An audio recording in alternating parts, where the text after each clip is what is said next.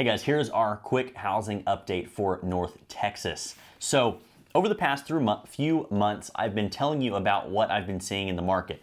The difference between the number of new homes on the market and the number of homes sold continues to get bigger and bigger. This month is a little bit different. So I'm going to go back and remeasure those numbers to make it a little bit easier to understand. I was looking at the data and I found another way to make sense of it. So in February, from the number of new houses on market to the number of houses sold that same month in February, 97% sold. There was an excess of 210. We talked about this the last two videos, I think. At least probably the last two videos. March, there was over 2,000 houses that were surplus between the number of houses that went on the market and the number of houses that sold, or 80% of the houses sold. Now, in April, that's February, March, April, 74% sold. So that number gets lower and lower. And as that number gets lower, there's more houses available to buy. So 97% selling to 80% to 74%. In May, we're actually up to 82%. So we're still pretty low.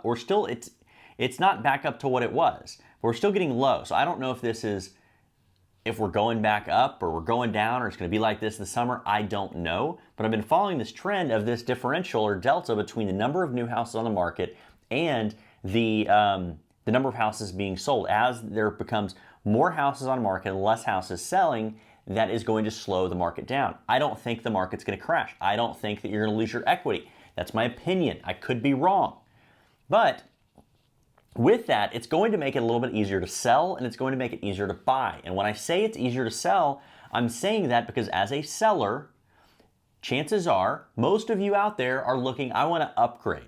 I want to move into a different neighborhood. I want to move into a different town, but you're still buying in this market. So if you have to sell, fantastic, great time to sell. But then when you look at it, you're like, oh, maybe it's not a great time to sell because now I have to buy. Which now we're getting to a point where it's going to be a little not as advantageous to sell. I don't think we're going to be seeing as many 20, 30 multiple offer situations. But it's also when you go back into the market and you sell that house and you go to purchase, it's going to make it a little bit easier to purchase. So I've been seeing the last few months. It continues, in my opinion, into May, even though the numbers aren't that constant trend that I was talking to you about. Let's talk median sales prices. Median sales price is bonkers. Median sales price a year ago, so May of 2020, the median sales price for single family homes that are pre-owned was $258,000. That's all of North Texas. That is only single family. So no condos, no townhomes, no duplexes, single family, and only pre-owned. I don't want to look at new construction. Follows different trends. It's going to mess with my numbers. I want these as consistent as possible. So if you look back a year or 2 years and watching my videos, you can compare the same data. So 258,000 last year, 335,000 this year. That's $77,000 in median sales price in 12 months or one single year, which is just crazy. Now, as a percentage, that is 29.8% up. Now, it doesn't mean your house has gone up 29.8%, but median house as a whole has gone up. One of the main reasons for that is our entry-level houses, and when I say entry-level houses are expensive. They're way more expensive than they were a year ago. So when we're looking at these houses for 100 or 200 or whatever those numbers are, they're going up and they're disappearing. As that happens, our median sales price is going to go up, right? What else do we have here? To give you some specific data, another thing that is in line with the trend I've been talking about is the supply. So the supply in a year ago, in May, was 2.9 months of inventory. So inventory is measured with, if no new houses come on the market, how long does it take to sell the houses that are out there? It was 2.9 months in 2020, 12 months from now. Last month, 0.9. It was up over the month before. And then May, it's up to 1.1. It's still a seller's market. 1.1 months of inventory is absolutely a seller's market. However, again, that trend, as inventory goes up or that supply goes up, it's going to be easier to sell and it's going to be easier to buy. And again, when I say sell, I mean because you're probably going to buy in the market. So you sellers that are out here there right now that have been watching this market going, I'm scared, this is insane, I want to sell, but I don't want to buy in that market. I don't want to lose my equity, which a lot of you are talking about. You know, oh, I have all this equity, but I'm going to go out and have to overpay for another house, and I'm going to lose the equity and the benefit that I have of selling my house in the current market. The nice thing right now, the market could drop. I don't know. And that's the thing is I want you to think about and analyze and process this, that I don't want you to take my opinion and say, Jordan's 100% right, there's no chance he's wrong. Because I want to tell you that this is my opinion, this is what I think the market will do. But I want you to understand that if the market continues to go up, great. But what if the market goes down? If the market goes down, right now could be a sweet spot for you to buy, because if you're going to buy now, or if you're going to sell and buy, you can sell, the market is still high, and you can buy in the market, it's still high, but it's a little softer than it was 3-4 months ago. So yes, I think the market's going to continue going up. Yes, I think it's going to plateau out. No, I don't think it's going to drop. That doesn't mean I'm right. I want you to hear me loud and clear. This is my opinion.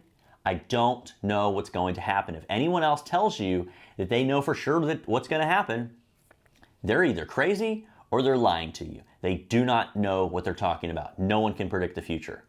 And if you can, I would love to sit down and have a conversation with you. It has nothing to do with real estate. That would be cool. Anyways, I don't think anyone can predict the future. I talked to a bunch of people that are in the know, that are well connected at the beginning of COVID, and they thought things were going to go a different way. I didn't. I looked at the data, I was pulling things, I was reading a bunch of articles, I was talking to a bunch of well-educated people, and I felt like things were going to go a little bit different, or I thought that there were things that you needed to watch out for. For example, some people thought that there were going to be a bunch of foreclosures because of the whole forbearance thing. And I said, maybe, but all the government has to do is jump in there and say, nope, can't do that. You can't require this mass payment up front when the forbearance is over. It's all that happens. And guess what? Pretty sure that just happened. So, anyways, I can get on a tangent. That's the housing market. Housing market in North Texas, it's strong. It's very strong. The prices I think we're seeing today are the lowest prices we're going to see again. I don't think they're going to drop. I don't think we're in a bubble. The people that are buying houses, and we're talking about all of my data, all of my team's data, all of my brokerage's data, all of my my relationships with agents and top producing teams and agents and brokers and all that, all over the Metroplex. Very few people are buying properties as investments right now. Very few. So when you see, and I saw an article in the TV or on the YouTube or whatever from one of these large media agencies that were talking about institutional investors have all this cash and they're buying up houses. And I'm like, no, they're not. Maybe in other markets, but not here. Pardon me. Maybe they're buying them elsewhere, but all the people that I'm talking to, unless I'm in a echo chamber that I don't see anything else around, which I don't think I am, institutional investors are not buying houses right now. They are having very, very hard time picking up houses for the amount that it makes sense. Very hard. And the ones that are picking up houses are not doing well. It's hurting them right now because they're having to overpay. And I say overpay, but that's not what I mean. They're having to pay and compete with a lot of buyers. They're willing to put in a lot of money because, again, if you sell a house for a certain amount, there's a bunch of buyers willing to pay that amount. That's market value at the time that it was sold. That's basic economics, or I don't even know if economics is the right term. So I know I'm going on a tangent here, but there's a lot going on right now, and you need to follow the data. You need to follow what's going on. And at the end of the day, you need to make a decision that's good for you and your family. Any questions you have, if you want to see stuff about your neighborhood, your town, your house, my opinion on the area, my opinion on the value, maybe you want to focus on where you want to move, what type of house you want to buy. Let's have that conversation as well. I'd love to help you figure out what's good for you, because by now, if you've been watching my videos for a little while and you know me, you know that I'll tell you what it is. I'll tell you what I think. I'll tell you my opinion. Whether that turns into a sale or not for me is fine, because if I tell you the truth or I tell how I feel down the road, chances are you're going to come back and you're going to choose me to help you with your real estate needs, which is fine with me. I don't need, anyways, I was going to say I don't need your sale now. I'd prefer the right sale when it's the right time for you. So that is what I had here. again, no bad news, no fires in the streets, no chaos, no none of that, like all these other videos you're seeing out there. Is it going to crash? Is the market going to crash? Is this and that and all that stuff? I don't think so. I think it's fine. I think we're in a good spot. We're going into summer.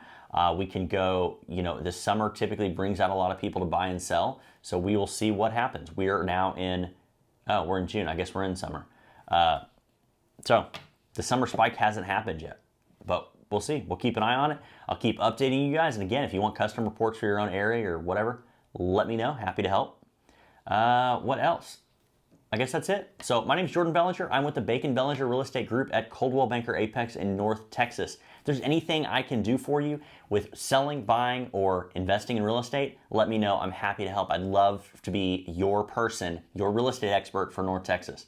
If you're outside of North Texas and you need an agent for your area, whether it's an area you want to move to and you just have questions from an expert in that area, let me connect you with those agents because I'm going to help narrow it down to one agent that knows what they're doing in your area, in your area or the area that you're looking to move to, because I don't want you to have to go through all the trouble, and it's very, very difficult to figure out the top agent in your area that can actually take care of you in your specific property. So that's what I got, and I appreciate you joining me, and I will talk to you guys later. Bye.